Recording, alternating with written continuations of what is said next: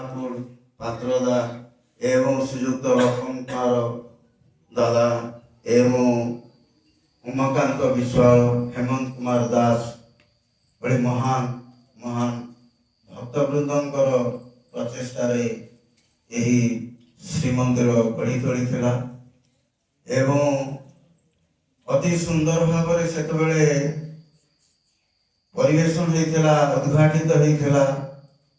ଏ ମନ୍ଦିର ତଥାକଥିତ ସେତେବେଳର ବରେଣ୍ୟ ରେଙ୍ଗାଲି ପ୍ରୋଜେକ୍ଟର ମୁଖ୍ୟ ଯନ୍ତ୍ରୀ ଶ୍ରୀଯୁକ୍ତ ଦିବାକର ମିଶ୍ର ମହୋଦୟକୁ ନିବେଦନ କରିଥିଲେ ଭାଇମାନେ ଯେ ଆମେ ଆମର ଶ୍ରୀମନ୍ଦିର ଉଦ୍ଘାଟନ କରିବୁ। ସେତେବେଳେ ତ ଲାଇନର ବ୍ୟବସ୍ଥା ବିଶେଷ ଭାବରେ ନଥାଏ, ତେଣୁ ତାଙ୍କୁ ନିବେଦନ କରାଗଲା, କୁହାଗଲା।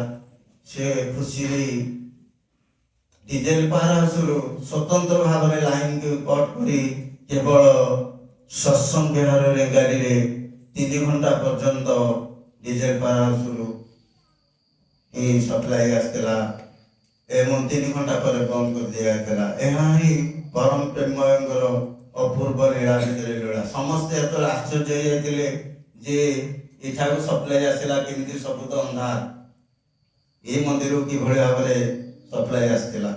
ତେଣୁ ଏହା ହିଁ ତାର ବିଶେଷତ୍ୱ।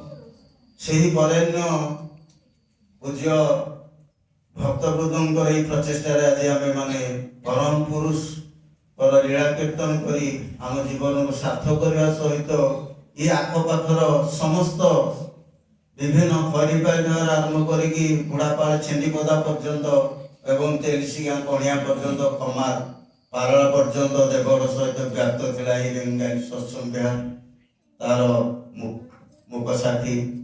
ପରବର୍ତ୍ତୀ ଅବସ୍ଥାରେ 96 ମସିହାରୁ 98 ମସିହା ମଧ୍ୟରେ ବରେଣ୍ୟ ସହପ୍ରତି ଦେବତା ଶ୍ରୀଯୁକ୍ତ ସୃଷ୍ଟିଧର ଦାସ ରେଙ୍ଗାଲି ଇରିଗେସନ ଡିପାର୍ଟମେଣ୍ଟର ମୁଖ୍ୟ ଯନ୍ତ୍ରୀ ଏସି ମହୋଦୟ ରୂପରେ ଯେତେବେଳେ ଅବସ୍ଥାପିତ ହୁଅନ୍ତି, ସେତେବେଳେ ଏହି ଶ୍ରୀମନ୍ଦିରର ପୁଣି ପୂର୍ଣ୍ଣ ନବକଳେବର ହୋଇଥିଲା। ଏହି 3ଟି ଖମ୍ବୁଜ ଅତି ସୁନ୍ଦର ଭାବରେ 1.5 ବର୍ଷ ଭିତରେ କମ୍ପ୍ଲିଟ୍